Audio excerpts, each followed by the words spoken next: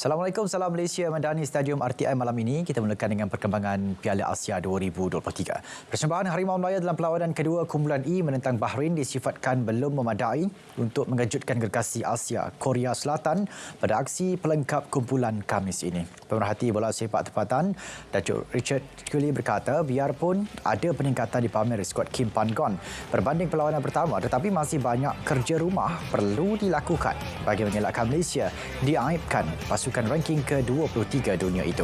Malaysia kalah tipis 0-1 kepada Bahrain selepas dibelasah Jordan 0-4 pada aksi pertama. Korea Selatan sebelum ini menewaskan Bahrain 3-1 pada perlawanan pembukaan sebelum mencatat seri 2-2 berdepan Jordan pada perlawanan kedua mereka.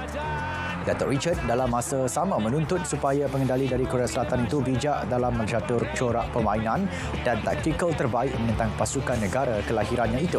Tambahnya, pemain Harimau Melaya tidak begitu serius apabila terdapat beberapa pemain tidak berada di posisi tepat untuk menerima hantaran bagi menghasilkan gerakan penyudah. Skuad hoki lelaki kebangsaan menamatkan kempen kelayakan Olimpik di Oman di kedudukan ke-5. Mereka mengatasi Kanada 3-1 menerusi penentuan penalti pada perlawanan klasifikasi tempat ke-5 ke-6 pada Ahad. Terdahulu, The Speedy Tigers terikat tanpa jaringan menentang pasukan ranking ke-18 dunia itu di Stadium Oman Muscat.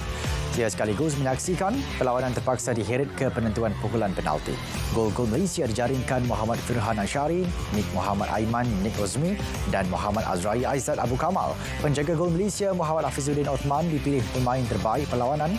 Kemenangan itu dilihat sedikit mengobati kekecewaan pasukan negara yang gagal layak ke Olimpik Paris 2024. Anak buah Arul Silvaraj menamatkan saingan peringkat kumpulan A kejohanan kelayakan di kedudukan tercurut dengan 1 mata di belakang Great Britain yang muncul juara kumpulan 9 mata, Pakistan 4 mata dan China 3 mata.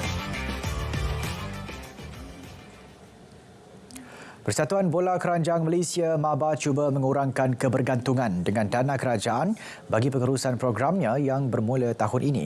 Presiden MABA Datuk Seri Lee Tian Hock berkata MABA akan diuruskan secara mampan dengan menjana pendapatan sendiri. Jelas Datuk Seri Lee Tian Hock, perbelanjaan tahunan MABA lebih kurang 4 juta dengan sekurang-kurangnya 5 liga akan dijalankan.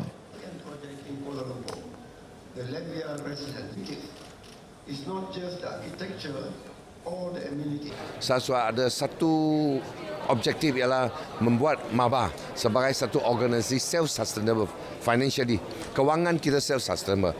Jadi bagaimana kita boleh self-sustain? Kita mesti mau ada revenue. Revenue dari apa? Revenue kita dari kita aset. Saya mau buat MABA supaya kita ada aset, supaya kita boleh dapatkan itu rental income. Dengan sewa rental income kita boleh self-sustainable. Jadi ini adalah satu tanggungjawab yang sangat berat. Antara perancangannya membangunkan tanah milik MABA di Jalan Hang Lekir yang akan memberi pulangan kepada MABA dari segi jangka panjang.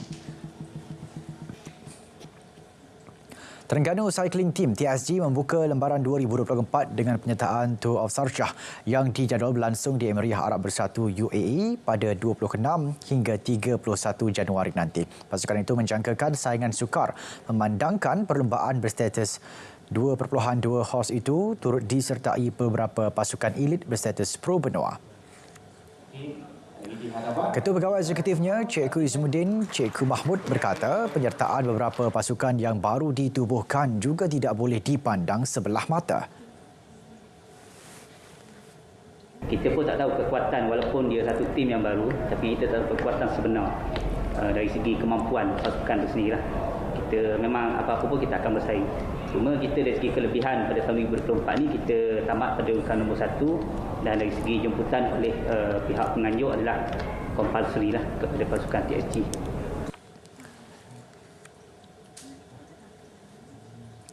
Saudara, sekian Stadium RTM dan berita perdana. Dari sungai ke segara, Palestin pasti merdeka. Saya Syarul Islam. Assalamualaikum. Salam Malaysia Madani, tekad perpaduan penuhi harapan.